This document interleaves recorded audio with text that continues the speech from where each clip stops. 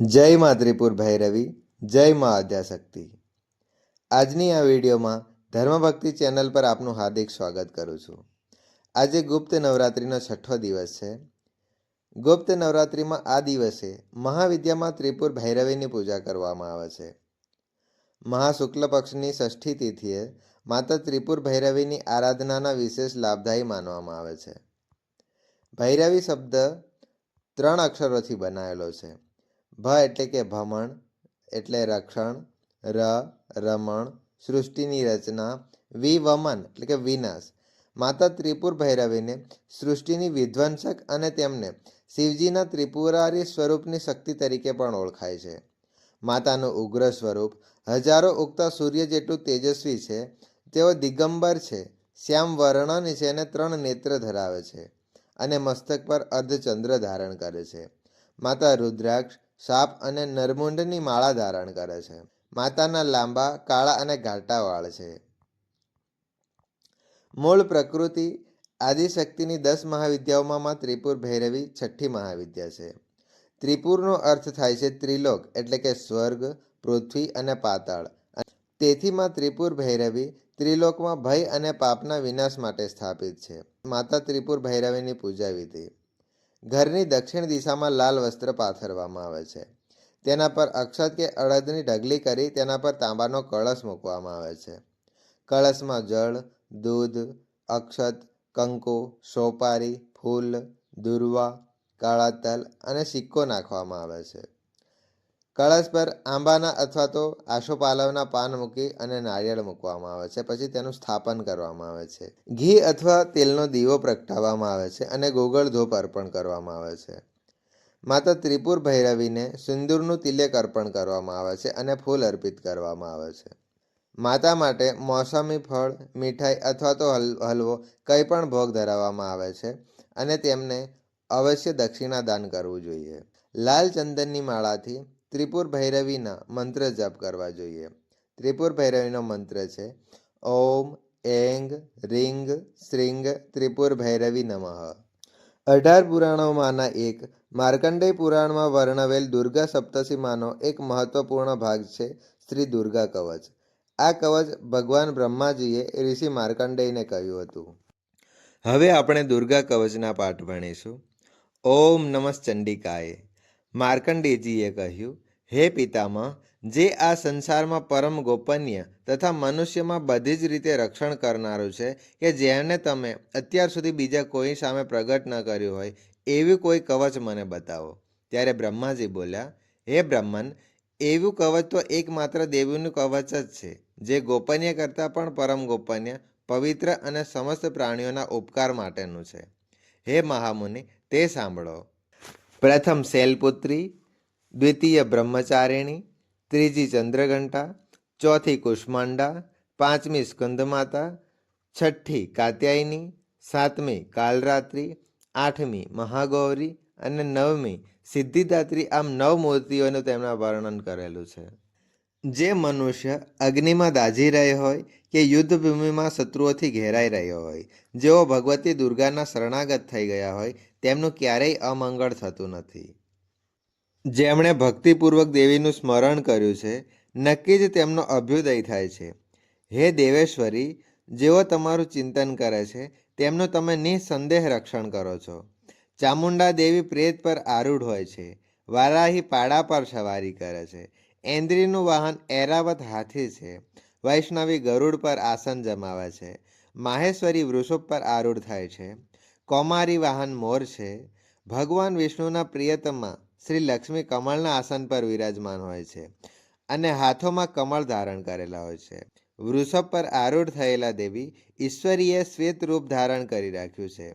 બ્રાહ્મી દેવી હંસ પર બેઠેલા છે અને વિવિધ પ્રકારના આભૂષણોથી સજ્જિત છે।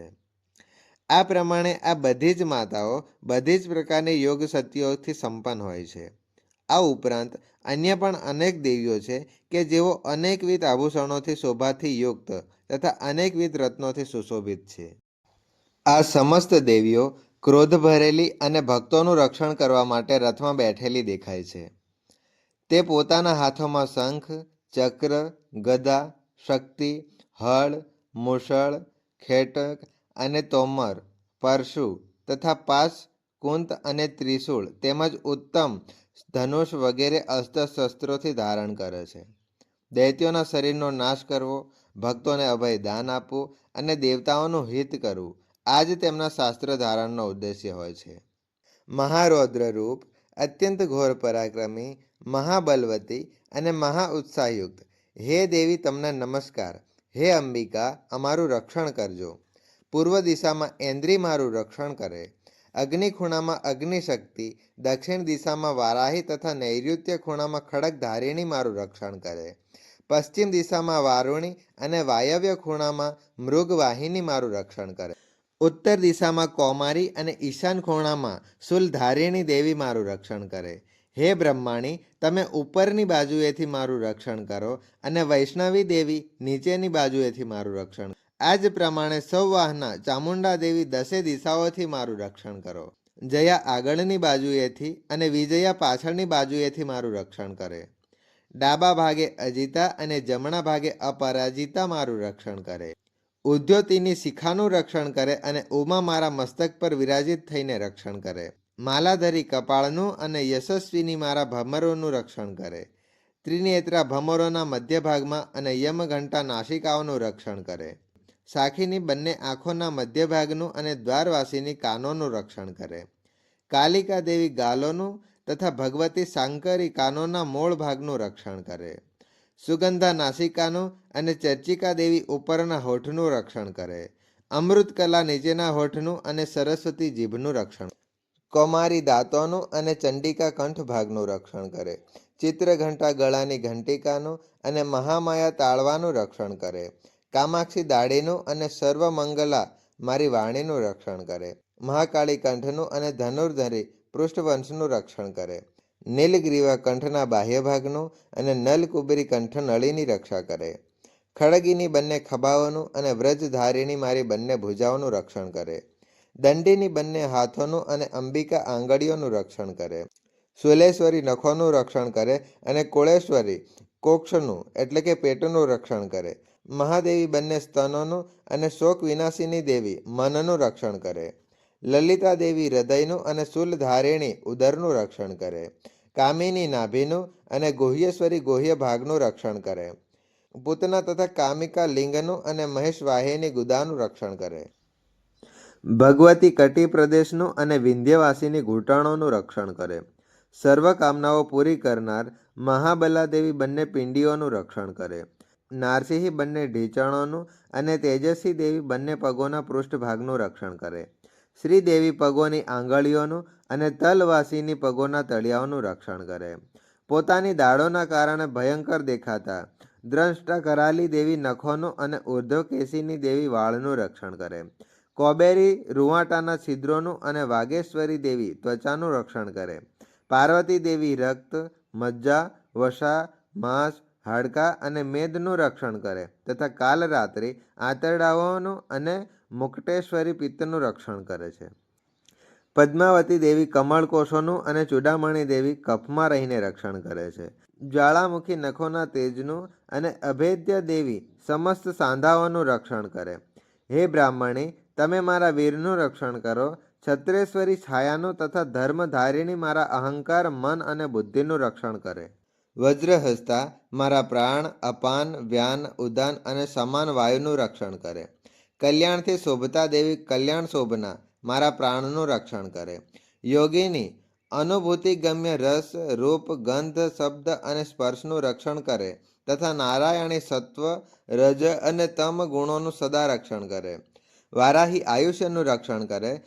વૈષ્ણવની ધર્મનું રક્ષણ કરે તથા દેવી ચક્રિણી યશ, કીર્તિ, લક્ષ્મી, ધન અને વિદ્યાનું રક્ષણ કરે. હે ઇન્દ્રાણી, તમે મારા ગોત્રનું રક્ષણ કરો.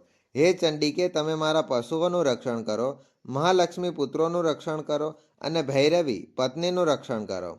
સુપથા મારા પથનું અને ક્ષેમ કરી મારા માર્ગનું રક્ષણ કરે. મહાલક્ષ્મી રાજદ્વારી કાર્યોમાં મારું રક્ષણ કરે તથા ચારે બાજુ પ્રવર્તતા વિજયાદેવી મારું સમસ્ત ભયોમાંથી રક્ષણ કરે. મહાલક્ષ્મી રાજકીય કાર્યોમાં મારું રક્ષણ કરે તથા ચારે બાજુ પ્રવર્તતા વિજયાદેવી મારું સમસ્ત ભયોમાંથી રક્ષણ કરે.